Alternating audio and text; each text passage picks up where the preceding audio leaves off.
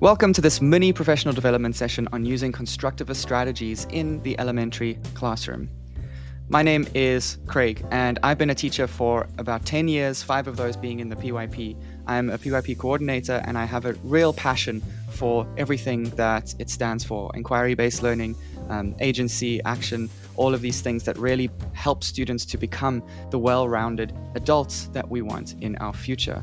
So with that said, I really wanted to be intentional with our time together today, and so I made a list of things that hopefully you're going to get out of today's session. So I hope that you'll be able to understand the core principles of constructivist learning and cross-curricular integration.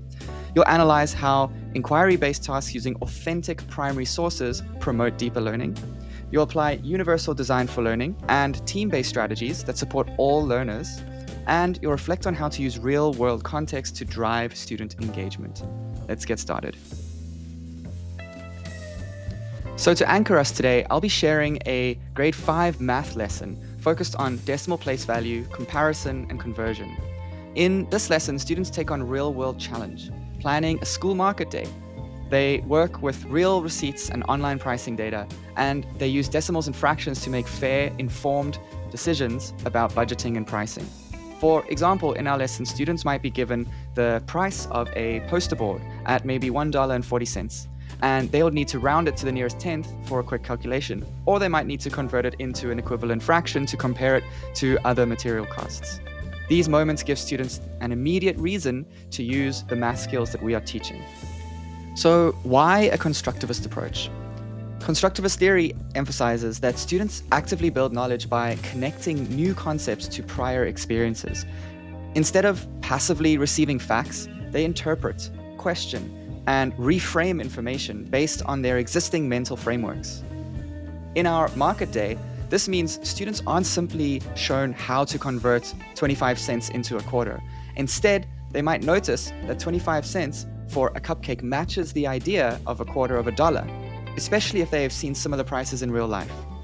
Lombardi explains that constructivist strategies meet the needs of diverse learners by encouraging inquiry, critical thinking, and problem solving in a real-world context, using the knowledge that they already have from their experiences in the real world.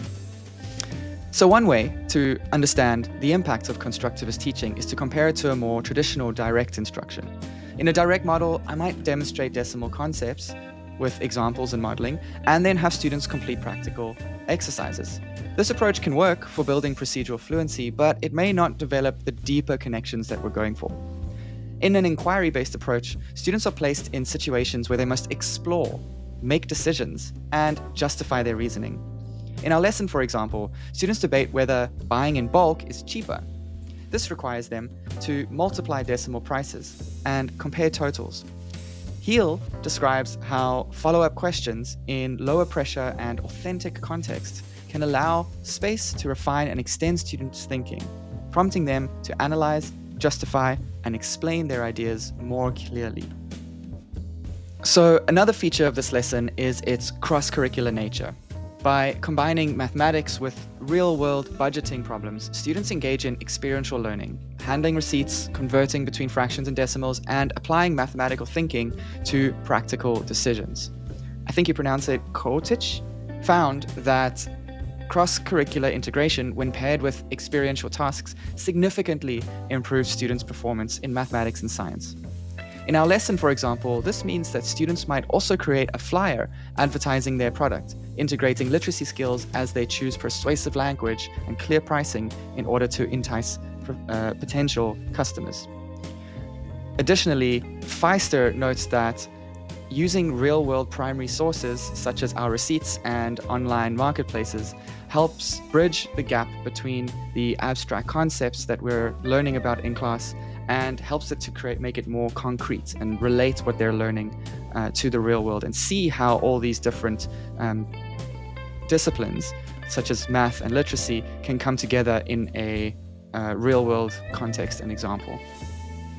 Right, now to make this lesson accessible to as many learners as possible, I've designed group work using the principles of universal design for learning and team-based learning.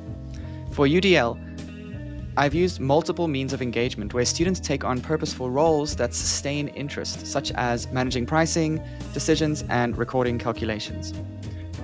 For multiple means of representation, decimals and fractions are represented visually with number lines, verbally in group discussions, and through hands-on manipulation of price when comparing different materials.